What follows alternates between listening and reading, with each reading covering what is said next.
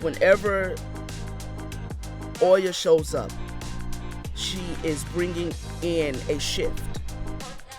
She is bringing in a change. And so if she is bringing up the seductive power of our vulnerabilities, then that means this is something that we need to shift into understanding, shift into utilizing. Okay, utilizing your vulnerabilities as a tool, as a method of seduction. All right. Now, I don't want you to limit your mind when you hear the word seduction. I don't want you to limit your thinking to thinking sexuality, because this is how we talk. Normally you hear the word seduction, you thinking, oh, somebody or somebody want to, or somebody trying to get somebody to, or, it's seduction. You seduced them, him, her, and we go into applying seduction in its sexual nature, or in its romantic nature, right? Or in its manipulative nature. We think about that too. We're not talking about that. Okay? We're not talking about that today. This is not what she was sharing with me, right? So, looking at vulnerabilities as a weakness, and this is how I started out kind of channeling the message. I said, people will try to, and I've had this happen, and you may can attest to this. People will try to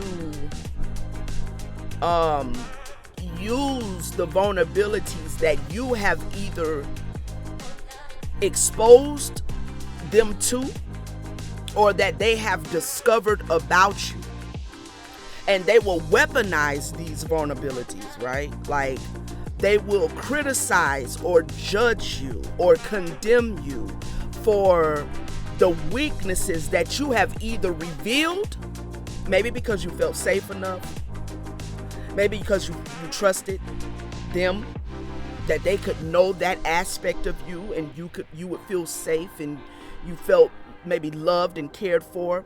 Maybe not. Maybe it was just a moment that you were no longer able to suppress a certain expression. And so they viewed that as a weakness or an area of your vulnerability. And it very well could have been, right? And so sometimes you run across people who will look at the areas where you express or they discover weaknesses, and they will then try to weaponize those weaknesses and vulnerabilities against you. And I think this is why so many of us walk around trying to hide and trying to disguise our weaknesses, our vulnerabilities, particularly as women, but probably even more so as men. But we're women and we're talking, so we need to know that as women we do this. We do this a lot more subtly, a lot less aggressively, a lot less cocky maybe than men, but we do this because when we hear the word vulnerability, the first thing we go to is weakness. And so when you feel your vulnerabilities, when you view your vulnerabilities as just weaknesses, then there's kind of like an innate need to guard, to protect, to defend those areas, to cover, to hide, and to disguise those areas, because those are the most triggering areas in your heart space, in your mental space. Those are those where you are weak mentally, where you are weak emotionally, creatively, just in your self-expression in any way that it applies. We hide those areas because the weakness that we have is triggering to us, because we've been conditioned to see them as just weaknesses, right? And so with conditioning to see them as just weaknesses, the pain, the hurt, the disappointment, the emotions that those experiences conjure up in you is what pushes you towards a hunger to change something, even if you don't know what that something is. This is the wisdom of the mother. This is the cosmic father's harmony to her wisdom. Right? Your desire and your drive is the principles that usher you into a higher resonance, a higher consciousness. Your desire to unify yourselves and the drive towards change is the cosmic recipe that is manifesting your redemption. This redemption of the Most High is not about, as it has been portrayed to us to be, it's not about sin, it's not about guilt, it's not about shame, it's not about hell or condemnation. The true redemptive powers of the Great Mother and the Cosmic Father is the granted access to the true nature of the spirit of us, which is boundless, limitless, eternal, unshackled to the state of the physical nature of this particular reality that we are here experiencing at this current time physically. The redemptive powers of the Most High is about harmony between the mind and the spirit, unity between your conscious nature and your spirit nature. This is a harmony that takes you a step further than intellect. It's not enough to just know what you know. But when you start to put on the spiritual frequency of what you know, you bring harmony to your consciousness and to your spirit nature. This harmony, this redemption, returns you back to your original state of singularity. When the veil has been torn, you've been redeemed. When the veil of who you are in every frequency in which you exist, when the veil has been pulled down and you have stepped into the awareness of your cosmic frequency, when you step into the awareness and the frequency, like you have to put it on, you have to resonate with who you are in all of your cells, because the veil makes you feel that you are this person or that person or that person. You're not this or that. You're this and that.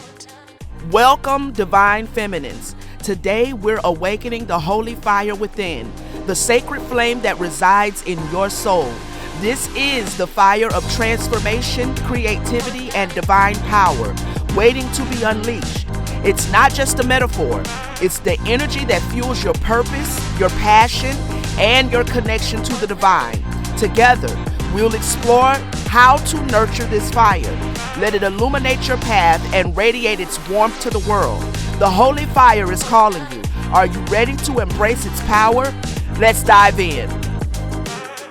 The holy fire, Divine Feminines, that you have on the inside of you. For some of you that are listening to me, there's a small spark.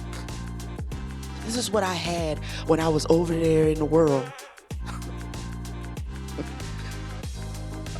Figuratively speaking, because I'm in the world.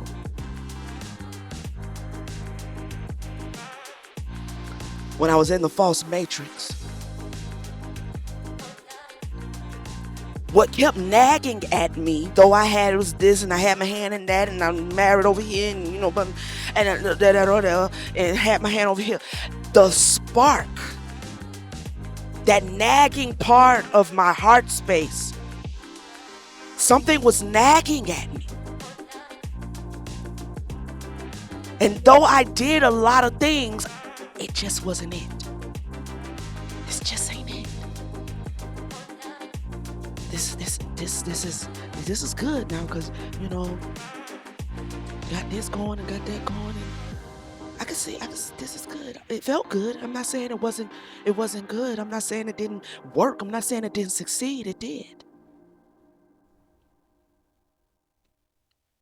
But what sometimes happens when we are ignoring that true spark is we could do a million things, but we still come to the place of self-sabotage.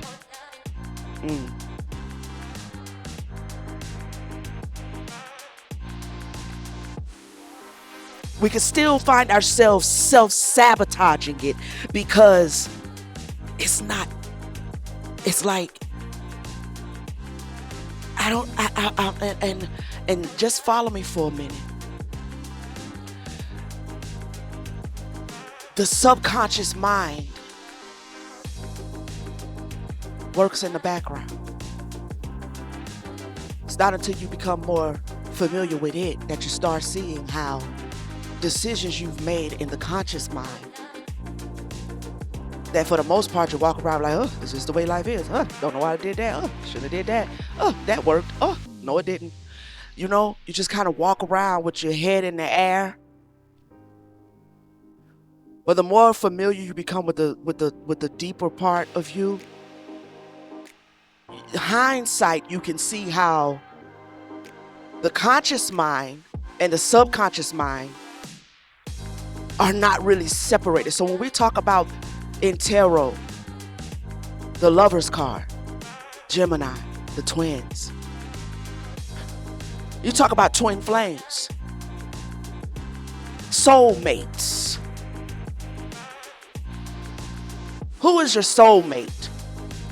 Who is my soulmate? Who I find my soulmate? I'm gonna find my soulmate.